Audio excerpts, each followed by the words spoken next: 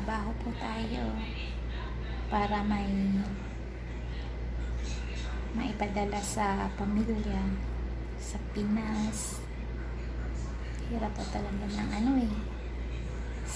nag-iisa ka lang na itataguyod ng pamilya. Mahirap ang buhay, pero laban lang, carry lang yan. Basta think positive po tayo na kaya natin lahat ng mga pagsubok ni God. Kasi